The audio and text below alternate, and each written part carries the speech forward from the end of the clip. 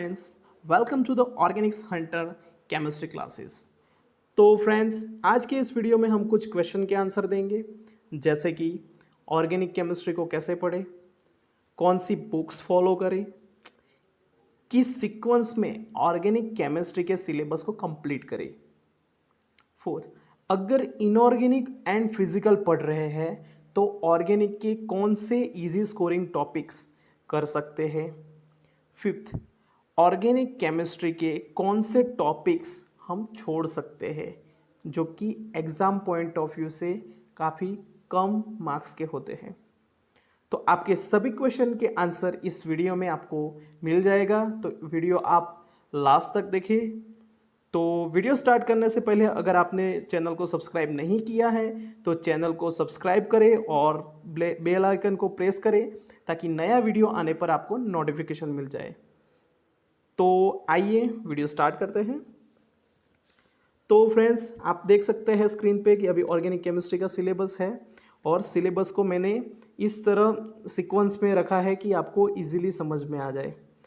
तो फ्रेंड्स, हम जानते हैं कि ऑर्गेनिक केमिस्ट्री में एग्ज़ाम में ज़्यादातर सिर्फ रिएक्शंस ही पूछी जाती है, एक्सेप्ट स्पेक्ट्रोस्कोपी सभी रिएक्शंस ही होती है सभी क्वेश्चन से। तो उसके लिए जनरल ऑर्गेनिक केमिस्ट्री का स्ट्रॉन्ग होना बहुत ज़रूरी है। जो बच्चे बोलते हैं कि ऑर्गेनिक केमिस्ट्री उनका वीक है, तो वो वीक क्यों है? क्योंकि उनका जनरल ऑर्गेनिक केमिस्ट्री वीक है। अगर आप जनरल ऑर्गेनिक केमिस्ट्री को स्ट्रॉन्ग करते हैं तो आपका ऑर्गेनिक केमिस्ट्री खुद ब खुद स्ट्रॉन्ग हो जाएगा। तो आपको ऑर्गेनिक केमिस्ट्री को स्टार्ट जनरल ऑर्गेनिक केमिस्ट्री से करना है। तो इस टॉपिक के लिए आप MS चौहान की बुक है जो जेई की है, जिनमें प्रॉब्लम्स दिए हुए आप उसको सॉल्व कर सकते हैं। तो general organic chemistry and aromaticity ये दोनों आपको साथ में करने हैं, क्योंकि इसी टॉपिक के कॉन्सेप्ट रिएक्शंस में यूज़ होते हैं। तो आप ये दोनों टॉपिक पहले करें, फिर उसके बाद नेक्स्ट टॉपिक पे मत जाए। उसके पहले आप नेट के, गेट के और एग्ज़ाम्स के प्रीवियस ईयर क्वेश्चंस लगाए, और आप जब सेटिस्फाई हो जाए कि मेरे दोनों टॉपिक अभी स्ट्रॉन्ग हो गए हैं, उसके बाद ही आप नेक्स्ट टॉपिक पे जाए। तो उसके बाद आपको जाना है स्टीरियो केमिस्ट्री पे, क्योंकि नेट में हर बार स्टीरियो केमिस्ट्री में 2 मार्कर क्वेश्चन होते हैं और कभी कभी 4 मार्कर भी क्वेश्चन आ जाते हैं। तो आपको इसके बाद स्टीरियो केमिस्ट्री करना है, और स्टीरियो केमिस्ट्री हो जाने के बाद आप प्रीवियस ईयर क्वेश्चंस लगाए, और जब आप सेटिस्फाई हो जाए तभी आपको नेक्स्ट टॉपिक पे जाना है। स्टीरियो केमिस्ट्री के लिए अगर बुक की बात करें तो डी नाशीपुरी बुक है, जो कि बहुत अच्छी बुक है। अगर आपके पास अभी टाइम नहीं है, अगर आप जून 2020 के लिए प्रिपरेशन कर रहे हैं और टाइम नहीं है, तो आप यूट्यूब से स्टीरियो केमिस्ट्री कंप्लीट कर सकते हैं। फिर उसके बाद प्रीवियस ईयर क्वेश्चन कंप्लीट कर दीजिए। फिर हम बात करते हैं कि रिएक्शन मैकेनिज़्म। तो फ्रेंड्स, आपने ये तीनों टॉपिक ख़त्म करने के बाद आपको आना है रिएक्शन मैकेनिज़्म पे। रिएक्शन मैकेनिज़्म के साथ नेम रिएक्शन कनेक्टेड है। अगर आपको रिएक्शन मैकेनिज़्म के कंसेप्ट समझ में आ गए तो आपको नेम रिएक्शन की मैकेनिज़्म को याद रखने की नीड नहीं होगी, आपको नेम रिएक्शन के रट्टे नहीं मारने पड़ेंगे। तो रिएक्शन मैकेनिज़्म को अच्छे से समझिए, एरो पुशिंग मैकेनिज़्म को अच्छे से समझें, इलेक्ट्रॉन कहाँ से अटैक करेगा और कहाँ पे अटैक करेगा, ये सभी कॉन्सेप्ट आप रिएक्शन मैकेनिज़्म से समझें। और इसमें जनरल ऑर्गेनिक केमिस्ट्री का कंसेप्ट का यूज़ होगा, क्योंकि कौन सी इलेक्ट्रोफिलिक साइट है, कौन सी न्यूक्लियोफिलिक साइट है, वो हमें जनरल ऑर्गेनिक केमिस्ट्री से समझ में आएगा। तो name reaction and reaction mechanism ये दोनों एक दूसरे के साथ कनेक्टेड है, और हम सबको पता है कि रिएजेंट केमिस्ट्री भी नेम रिएक्शन के साथ कनेक्टेड है, क्योंकि ज़्यादातर नेम रिएक्शन में रिएजेंट का यूज़ होता है और रिएजेंट में हमें मैकेनिज़्म याद रखने की नीड नहीं होती है, उसमें सिर्फ हमें रिएजेंट का फंक्शन याद रखना होता है कि वो ऑक्सीडाइजिंग एजेंट है या रिड्यूसिंग एजेंट है। तो रिएजेंट केमिस्ट्री नेम रिएक्शन के साथ कनेक्टेड है, और नेम रिएक्शन है वो हेट्रोसाइक्लिक केमिस्ट्री के साथ कनेक्टेड है, क्योंकि हेट्रोसाइक्लिक केमिस्ट्री के ऑलमोस्ट सभी नेम रिएक्शन ही हैं। तो आप हेट्रोसाइक्लिक केमिस्ट्री करना है तो आपको हेट्रोसाइक्लिक केमिस्ट्री की नेम रिएक्शंस करनी होगी। तो ये दोनों टॉपिक भी एक दूसरे के साथ कनेक्टेड है। फिर बात करते हैं हम पेरिसाइक्लिक एंड फोटोकेमिस्ट्री। तो हम सब जानते हैं कि ये दोनों टॉपिक एक दूसरे के साथ कनेक्टेड है, जो कि इसका बहुत अच्छा एक्सप्लेनेशन जगदम्बा सिंह की बुक में दिया हुआ है। तो अगर आप नेट के एस्पिरेंट हो और आपको पेरिसाइक्लिक एंड फोटोकेमिस्ट्री करना है तो आप जगदम्बा सिंह की बुक फॉलो कर सकते हैं। तो ये दोनों टॉपिक वहाँ से मिल जाएगा। पेरिसाइक्लिक पहले करें, फिर उसके बाद फोटोकेमिस्ट्री करें, तो आपको दोनों टॉपिक में कमांड आ जाएगा। फिर बात है स्पेक्ट्रोस्कोपी एंड नेचुरल प्रोडक्ट। तो ये दोनों टॉपिक एक दूसरे के साथ या किसी भी टॉपिक के साथ कनेक्टेड नहीं है। इसका क्वेश्चन सिर्फ स्पेक्ट्रोस्कोपी से, तो स्पेक्ट्रोस्कोपी से ही आएगा। नेचर प्रोडक्ट में भी ज़्यादातर स्ट्रक्चर के क्वेश्चन ही आते हैं। तो नेचुरल प्रोडक्ट तो आपको छोड़ना है तो छोड़ सकते हैं, क्योंकि बहुत बड़ा है और रट्टे मारने वाला है, तो आप इसे छोड़ सकते हैं। स्पेक्ट्रोस्कोपी इजी क्वेश्चन आते हैं, आपको इसे नहीं छोड़ना है। ज़्यादातर एनएमआर के वैल्यू और एनएमआर के कुछ कंसेप्ट है वो याद रखने हैं, समझने हैं, वैल्यू समझनी है और प्रॉब्लम कैसे सॉल्व करना है वो समझना है। तो आप स्पेक्ट्रोस्कोपी न छोड़ें, नेचुरल प्रोडक्ट आप छोड़ सकते हैं। और रिएक्शन मैकेनिज़्म में अब बुक की बात करते हैं। तो रिएक्शन मैकेनिज़्म के लिए आपके पास 3 बुक है, जिनका नाम है Peter Sykes, advance organic chemistry by Clayden and F A. Carey and Sundberg की बुक है। तो ये तीनों बुक आप रिएक्शन मैकेनिज़्म में यूज़ कर सकते हैं। तो ऑर्गेनिक केमिस्ट्री में आपको अगर बहुत अच्छी बुक की बात करें तो वो है क्लेडन। क्लेडन में ऑलमोस्ट सभी कॉन्सेप्ट आ जाते हैं। रिएक्शन मैकेनिज़्म भी क्लेडन में दिया हुआ है, रिएजेंट भी है, नेम रिएक्शंस भी है। हेट्रोसाइक्लिक के 3 चैप्टर हैं, जो कि हमें हेट्रोसाइक्लिक के लिए वो बुक किसी और बुक नहीं करनी है, सिर्फ हेट्रोसाइक्लिक के जो क्लेडन के 3 चैप्टर दिए हुए हैं वो ही करने हैं।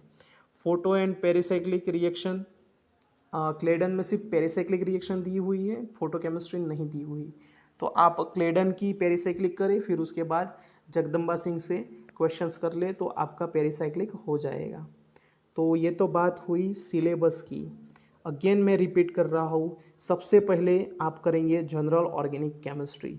जितने प्रॉब्लम सॉल्व हो सके जनरल ऑर्गेनिक केमिस्ट्री से उतने प्रॉब्लम सॉल्व कीजिए। एरोमेटिसिटी के कॉन्सेप्ट भी क्लियर करिए और उसके प्रॉब्लम सॉल्व कीजिए। उसके बाद आप सीधा करेंगे स्टीरियोकेमिस्ट्री। स्टीरियोकेमिस्ट्री के कंप्लीशन होने के बाद आप सीधा रिएक्शन मैकेनिज़्म के कॉन्सेप्ट समझेंगे, और रिएक्शन मैकेनिज़्म में के लिए आप पहले क्लेडन पढ़ें। तो आपको सीधा क्या करना है, ये फर्स्ट 3 टॉपिक कंप्लीट करने के बाद रिएक्शन मैकेनिज़्म के लिए हम क्लेडन स्टार्ट करेंगे और क्लेडन को चैप्टर वाइज बहुत ही अच्छे से पढ़ेंगे। जैसे ही क्लेडन ख़त्म होगा आप क्या करेंगे, कैरुथर की बुक है जो कि रिएजेंट के लिए काफ़ी अच्छी बुक है, तो आप वो पढ़ेंगे। उसमें ऑक्सीडेशन एंड रिडक्शन चैप्टर है, वो बहुत ही अच्छा चैप्टर है। इसका ये मतलब नहीं कि आप बाकी के चैप्टर छोड़ देंगे, क्योंकि कैरुथर में भी गेट में तो कॉपी पेस्ट क्वेश्चन आते हैं कैरुथर से। आपको कैरुथर पूरा पढ़ना है। फिर एक बुक है मिचेल नेंस की, तो आपको वो भी बुक पढ़नी है। उसमें भी रिएजेंट बहुत ही अच्छे दिए हुए हैं और नेट में बहुत अच्छे अच्छे क्वेश्चन, कॉपी पेस्ट क्वेश्चन नेंस से भी आते हैं। और नेम रिएक्शन के लिए आपको एक जाए जैकली की बुक है जो कि उसमें से आपको क्या करना है, पूरा बुक नहीं पढ़ना है। तो आप क्या करेंगे, कोचिंग के नोट्स को फॉलो करेंगे या फिर नेम रिएक्शन के कोचिंग के नोट्स की जो लिस्ट है वो ले लेंगे और जायज़ चेकलिस्ट से आप उसको कॉपी में लिख लेंगे। तो इससे आपकी नेम रिएक्शन हो जाएगी। हेट्रोसाइक्लिक आपको सिर्फ क्लेडन के 3 चैप्टर करने हैं, photo and pericyclic. Photo chemistry के लिए आप जगदम्बा सिंह का बुक पढ़िए। पेरिसाइक्लिक के लिए सबसे पहले आप करेंगे क्लेडन का चैप्टर नंबर 34, 35।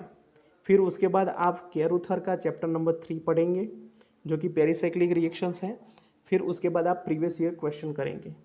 तो आपके इससे आपका कॉन्सेप्ट भी क्लियर हो जाएगा और आपके क्वेश्चंस भी हो जाएंगे।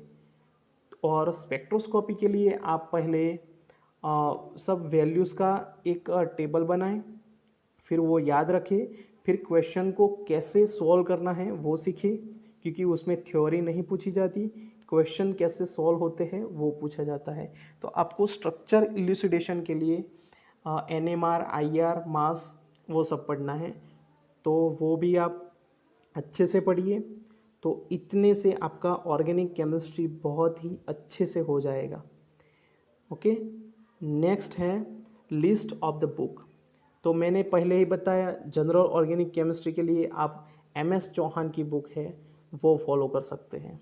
स्टीरियो केमिस्ट्री के लिए डी नाशीपुरी बुक अगर आप नहीं पढ़ना चाहते तो आपके पास टाइम नहीं है तो आप उसको यूट्यूब से भी कर सकते हैं। रिएक्शन मैकेनिज्म के लिए पीटर साइक्स, तो आपको line by line Peter Sikes नहीं पढ़ना है। तो आप क्या करेंगे, पहले एडवांस ऑर्गेनिक केमिस्ट्री बाय क्लेडन को पढ़ना स्टार्ट करेंगे। जैसे ही क्लेडन ख़त्म हो, पीटर साइक्स रिएक्शन मैकेनिज्म की बुक है उसमें से सिर्फ और सिर्फ रिएक्शंस करेंगे। फिर उसके बाद आप केरुथर की बुक पढ़ेंगे। केरुथर बुक के बाद आप नेंस पढ़ेंगे और नेंस बुक के बाद आप जगदम्बा सिंह पढ़ना।